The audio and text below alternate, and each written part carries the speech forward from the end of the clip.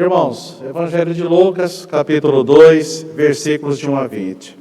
Naqueles dias foi publicado um decreto de César Augusto, convocando toda a população do império para recensear-se. O primeiro recenseamento, foi feito quando Quirino era governador da Síria. Todos iam alistar-se, cada um à sua própria cidade. José também subiu da Galiléia, da cidade de Nazaré, para a Judéia, a cidade de Davi, chamada Belém, por ser ele da casa e família de Davi, a fim de alistar-se com Maria, sua esposa, que estava grávida. Estando eles ali, aconteceu completarem-se-lhe os dias, e ela deu à luz o seu filho primogênito, enfaixou e o deitou numa manjedoura, porque não havia lugar para eles na hospedaria. Havia naquela mesma região pastores que viviam nos campos e guardavam o seu rebanho durante as vigílias da noite. E um anjo do Senhor desceu aonde eles estavam, e a glória do Senhor brilhou ao redor deles, e ficaram tomados de grande temor. O anjo, porém, lhes disse: não temais, eis aqui vos trago boa nova de grande alegria, que o será para todo o povo. É que hoje vos nasceu na cidade de Davi o Salvador, que é Cristo o Senhor. E isto vos servirá de sinal: encontrareis uma criança envolta em faixas e deitada em manjedoura.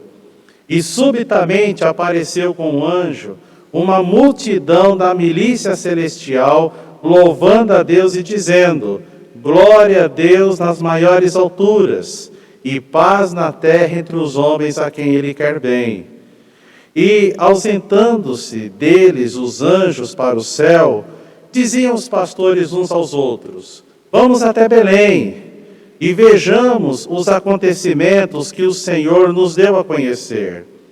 Foram apressadamente e acharam Maria e José e a criança deitada na manjedoura. E vendo-o, divulgaram o que lhes tinha sido dito a respeito deste menino. Todos os que ouviram se admiraram das coisas referidas pelos pastores.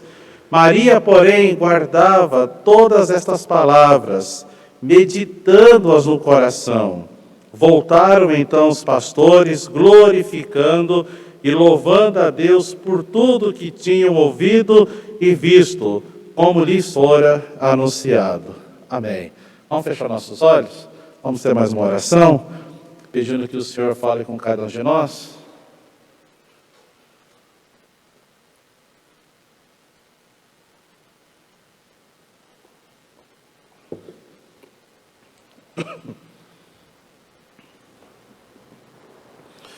Senhor amado, te louvamos pela alegria de estarmos reunidos no nome de Jesus, na tua presença, Senhor. Te agradecemos pelo privilégio de adorarmos ao Senhor, do Senhor estar aqui conosco, porque assim a tua palavra diz que onde estiverem 2 ou 3 reunidos no teu nome, o Senhor estaria no meio deles. Te louvamos e te glorificamos pela pessoa bendita e gloriosa do nosso Senhor Jesus. Te louvamos pela tua palavra que está aberta diante de nós. Que oportunidade o Senhor tem nos dado de livremente nos reunirmos em torno da tua palavra, poder lê-la, proclamá-la, ensiná-la, cada um de nós ouvi-la. Bendito seja o teu nome. Senhor, apesar das minhas limitações, usa o teu servo. Fala ao teu povo, aqueles que aqui estão, aqueles que ouvirão essa mensagem quando disponibilizada nas redes sociais, que o teu Santo Espírito edifique o teu povo, gere fé no nosso coração e aumenta-nos a fé para a glória do teu nome, Senhor. Em nome de Jesus, amém. Irmãos, gostaria de falar nesse domingo, dia 25 de dezembro, sobre a mensagem do Natal. À luz da palavra de Deus, o conteúdo do Natal é salvação. A mensagem do Evangelho é a mensagem de salvação. O conteúdo do Natal é doação, porque Deus amou ao mundo de tal maneira que deu. É o verbo que aparece lá. Que deu. É o conteúdo de perdão. O Natal nos fala do perdão de Deus. Também nos fala da liberdade verdadeira em Cristo Jesus. O conteúdo do Natal é o Rei dos Reis se tornando servo. Lembram daquele versículo que Paulo fala? Que Jesus esvaziou-se de si mesmo e tomou a forma de servo.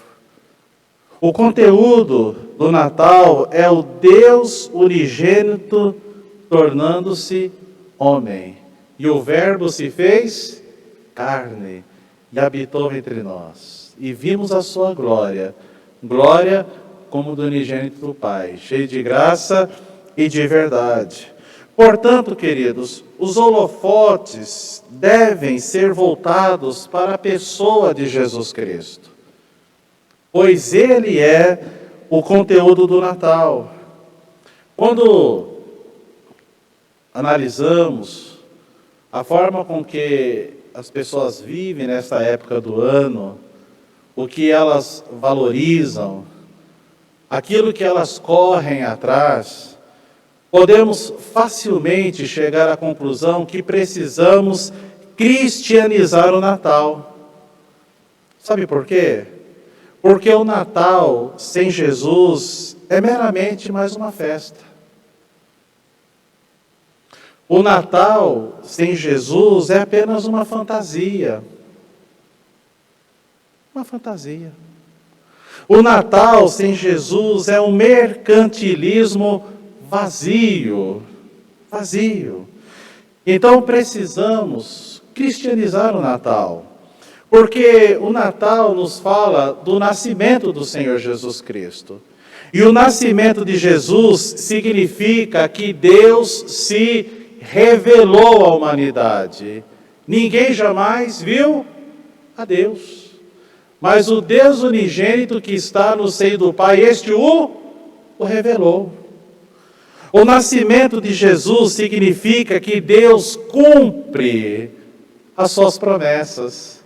Vocês se lembram da pergunta de Maria para o anjo Gabriel, quando o anjo disse para ela que ela daria à luz a um filho, e ela pergunta para o anjo: como será isso?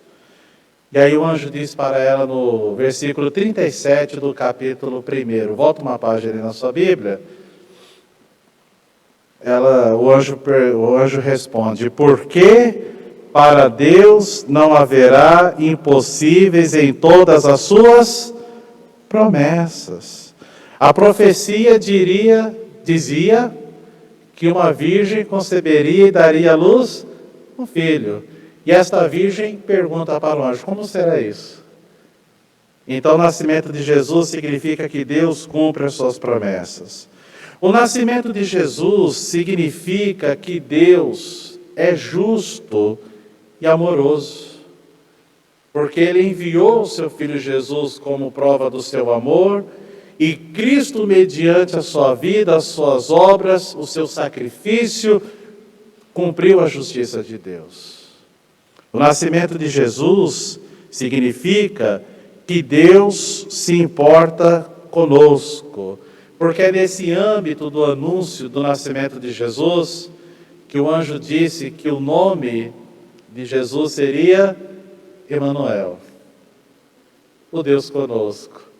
Esse Deus transcendente, esse Deus totalmente outro, esse Deus que habita num alto e sublime trono, veio até nós e é chamado o Deus Emanuel.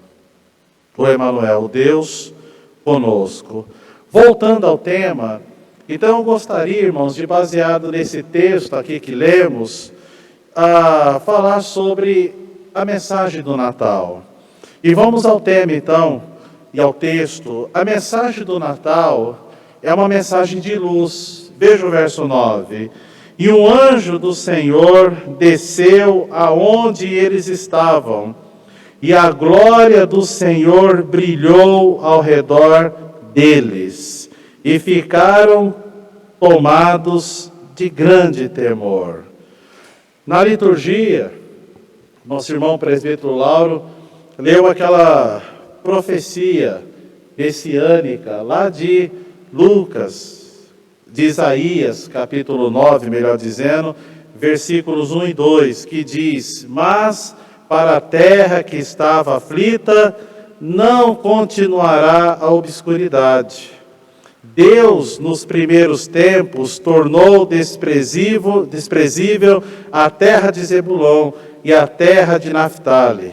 Mas, nos últimos, tornará glorioso o caminho do mar, além do Jordão, Galiléia dos gentios. O povo que andava em trevas viu grande luz, e aos que viviam na região da sombra da morte, resplandeceu-lhes a luz. Uma profecia messiânica, dita mais de 700 anos antes deste evento, antes do nascimento de Jesus.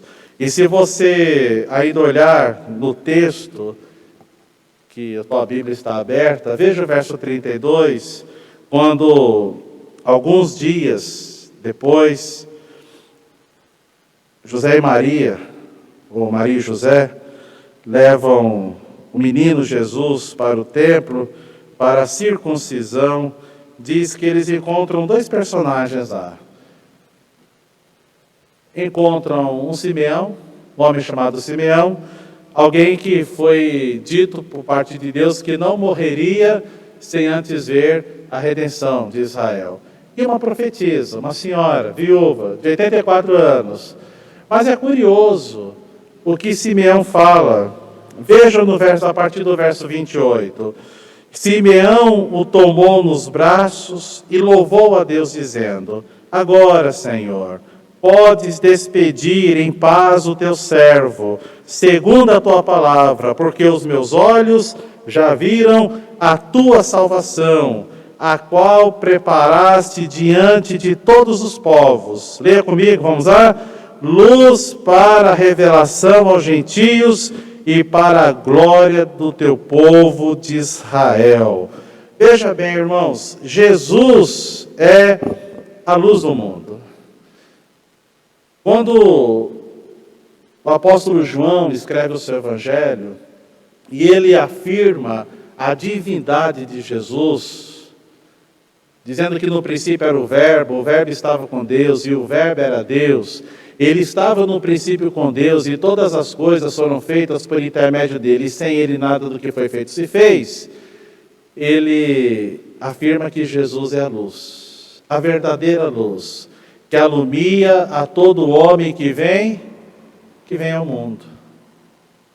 E no Evangelho, o próprio Senhor Jesus afirma, lá em João 8, capítulo 8, verso 12, dizendo, de novo lhes falava Jesus, dizendo: eu sou a luz do mundo, quem me segue não andará nas trevas, pelo contrário, terá a luz da vida. E nessa ocasião do nascimento de Jesus, então, a glória do Senhor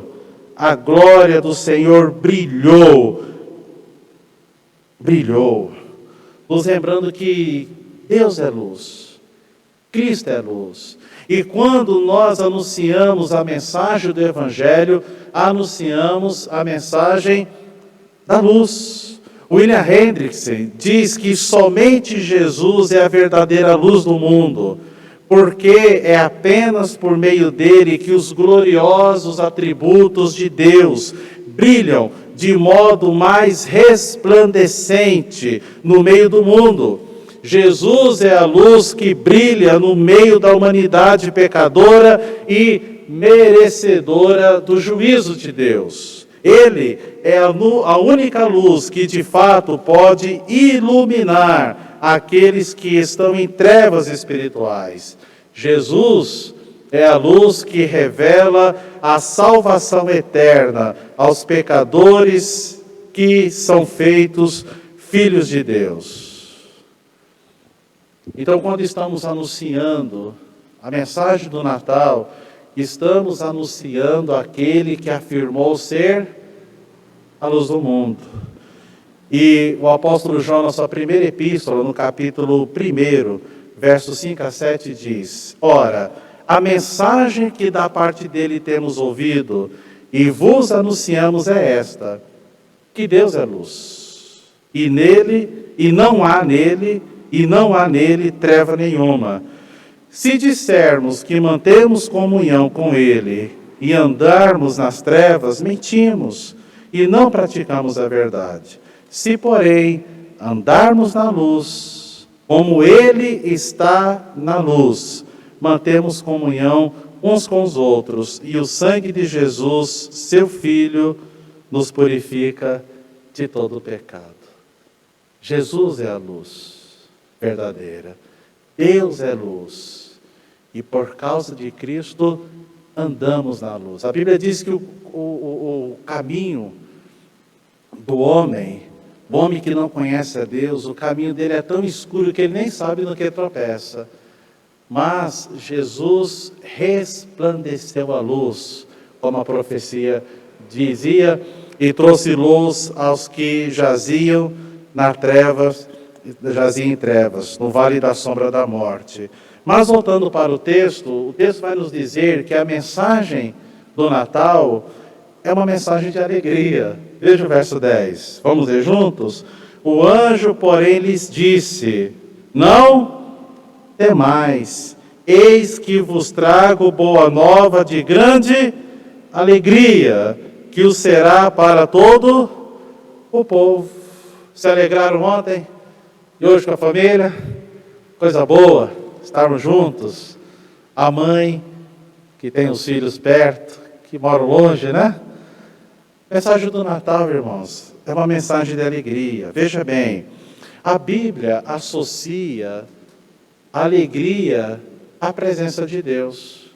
O salmista afirmou no Salmos 16, verso 11, que na presença de Deus há plenitude de alegria.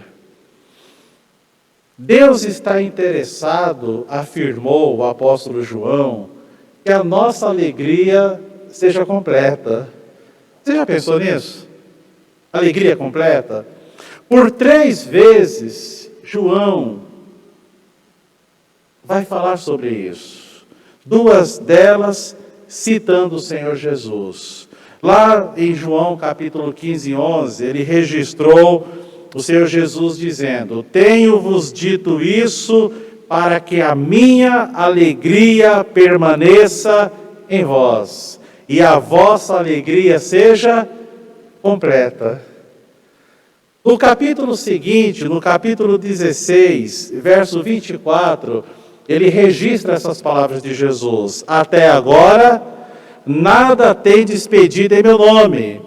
Pedi e recebereis. Olha que promessa linda. Pedi e recebereis, para que a vossa alegria seja completa.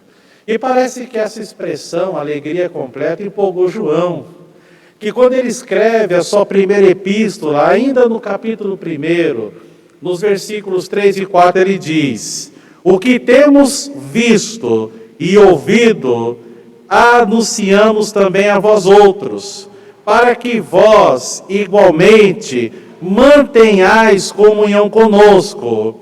Ora, a nossa comunhão é com o Pai e com o seu Filho, Jesus Cristo. Estas coisas, pois, vos escrevemos para que a nossa alegria seja completa. Olha que coisa linda. A alegria de Deus não é uma alegria superficial, pautada em coisas materiais. Receberam o presente de Natal? Lá em casa nós estamos com a casa nova de Natal, né? Que loucura que eu fiz, gente. Eu falei, eu vou dar um presente para vocês. Quando fechamos a casa nova de Natal, presente de Natal para a família. Segunda mudança no ano, gente do céu. Como é que muda assim, né? Mas não há problema nenhum. É preço, Lauro. Ganhar um presente de Natal. Mas a alegria de Deus, ela extrapola as coisas materiais, elas vão além. Então, a alegria de Deus está no seu perdão. Alegria no perdão de Deus. Lucas 15:10 diz: assim vos digo que há alegria diante dos anjos de Deus por um pecador que se arrepende. A Bíblia diz que quando alguém converte, alguém se arrepende dos seus pecados, a alegria é nos céus. Coisa linda, né? Então, a mensagem do Natal é uma mensagem de alegria, porque ela fala do perdão de Deus.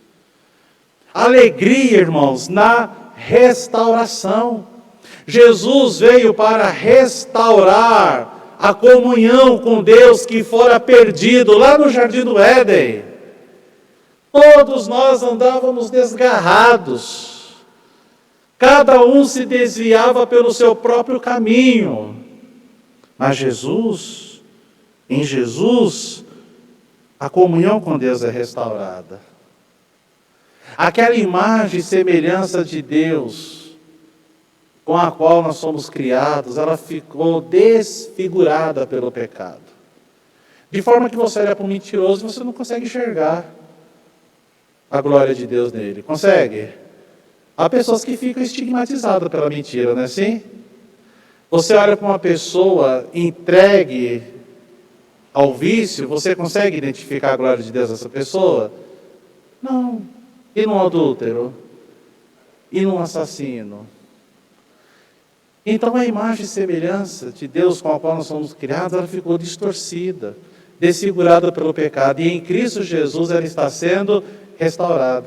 O apóstolo Paulo diz que aquele que começou a boa obra em nós, aperfeiçoará, completará até o dia de Cristo. Então a alegria na restauração. O salmista disse: quando o Senhor restaurou a sorte de Sião, ficamos como quem sonha. Então a nossa boca se encheu de riso e a nossa língua de júbilo. Então o anjo diz: eis que vos trago boas novas de grande alegria, que será para o todo o povo. Boa alegria no perdão de Deus, alegria na restauração de Deus, mas alegria na presença de Deus. Não tivemos esse ano, mas ano que vem não libero o Joel para viajar, não. Vamos ter um coral aqui.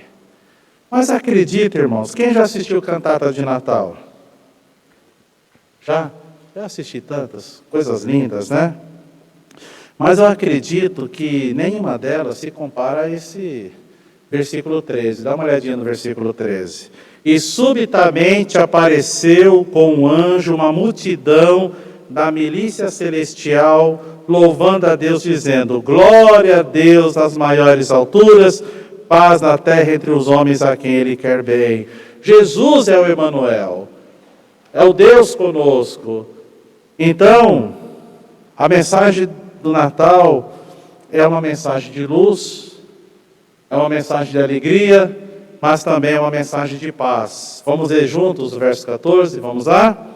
Glória a Deus das maiores alturas e paz na terra entre os homens a quem Ele quer bem. A Bíblia diz, irmãos, que o pecado nos separou de Deus. Isaías, capítulo 59, versículo 1 e 2, diz que o pecado faz separação entre nós e o nosso Deus. A Bíblia diz em Romanos, capítulo 3, que todos pecaram, todos, sem exceção, a não ser Jesus Cristo, e carecem da glória de Deus. Ora, se Deus é a nossa fonte de alegria e paz, longe de Deus não há alegria e nem há paz. O profeta Isaías, ele afirmou categoricamente no seu livro: o ímpio não tem paz. Não tem paz. E o próprio Isaías, inspirado pelo Espírito Santo, ele diz que Jesus é o príncipe da paz. Jesus é a nossa paz, irmãos. E o apóstolo Paulo, escrevendo aos Efésios, lá no capítulo 12, versículo 17 e 18, ele disse: e vindo, evangelizou a paz a vós outros que estáveis longe, e paz também aos que estavam perto, porque por ele ambos temos acesso ao Pai em um Espírito. Jesus evangelizou a paz. E o que o apóstolo Paulo vai revelar-nos em suas epístolas a respeito desse assunto? Ele vai dizer, por exemplo, em Romanos capítulo 5, verso 1, justificados, pois, mediante a fé, temos paz com Deus, por meio de nosso Senhor Jesus Cristo. Veja bem, só quem foi justificado por Deus é que tem paz com Deus. Você sabe que, citando Isaías novamente, o ímpio não tem paz. Veja bem, se o homem não tem paz com Deus, ele não tem paz consigo. E quem não tem paz consigo, não tem paz com o próximo. Vocês já viram brigas tolas no trânsito que começam de maneira tão boba? Às vezes uma discussão entre o casal. Já ouviram falar de parentes que não se conversam há muito tempo? Precisamos da paz de Deus. Romanos 3, 23 diz: pois todos pecaram e carecem da glória de Deus. Romanos 6, 23, porque o salário do pecado é a morte, mas o dom gratuito de Deus é a vida eterna em Cristo Jesus, nosso Senhor. E Paulo, escrevendo aos irmãos em Corinto, ele disse: ora, tudo provém de Deus, que nos reconciliou consigo mesmo. Olha, Deus nos reconciliou consigo mesmo. Os anjos cantaram: glória a Deus nas maiores alturas e paz na terra entre os homens a quem Ele quer bem. Por meio de Cristo, Deus estava reconciliando consigo o mundo. Deixa eu ler o versículo todo. É 2 Coríntios 5, 18 e 19. Ora, tudo provém de Deus, que nos reconciliou consigo mesmo, por meio de Cristo, e nos deu o ministério da reconciliação, a saber, que Deus estava em Cristo, reconciliando consigo o mundo, não imputando aos homens as suas transgressões, e nos confiou a palavra da reconciliação. Olha que coisa linda. Por certo, o presbítero Walsh deve amar aquele hino: sou forasteiro aqui, em terra estranha estou, celeste pátria sim, é para onde vou. Qual é a mensagem que nós anunciamos? A mensagem da reconciliação. Somos embaixadores de Deus, embaixadores de Cristo. Mas a mensagem do Natal, além de ser uma mensagem de luz, uma mensagem de alegria, uma mensagem de paz, é uma mensagem de salvação, irmãos. Veja o verso 11 e leiamos juntos o verso 11. Vamos lá? É que hoje vos nasceu na cidade de Davi o Salvador, que é Cristo o Senhor. Nasceu o Salvador. A pessoa mais importante de todo o universo. Nasceu. O maior evento que esse mundo já viu. A Bíblia diz que na plenitude dos tempos, Deus enviou seu Filho, nascido de mulher, nascido sob a lei. A Virgem concebeu e deu à luz um filho. Não dá um gostinho de estar no lugar daqueles pastores? Não é verdade? Já pensou você contemplar o maior evento da humanidade que dividiu a história do mundo entre antes e depois, que dividiu a minha e a sua história também. Eu posso ser conhecido como Evandro antes de Cristo e depois de Cristo. Não é assim, Lauro? Não é assim, Alessandro? Não foi só a história da humanidade que Jesus dividiu, não. Mas a história de cada um de nós, louvado seja Deus. E você sabe que Jesus veio ao mundo com um propósito bem definido. Porque Deus faz todas as coisas conforme o conselho da sua vontade. E o propósito é de buscar e salvar o perdido. Jesus falou sobre isso lá na casa daquele publicano, lá na casa de Zaqueu, Lucas 9, 19, 10. Jesus afirmou: porque o Filho do Homem veio buscar e salvar o perdido. É por isso que os anjos anunciaram, que hoje vos nasceu na cidade de Davi o Salvador, que é Cristo o Senhor. Mensagem de salvação. Quem nasceu? O Salvador do mundo. O apóstolo Paulo definiu o Evangelho como o poder de Deus para a salvação.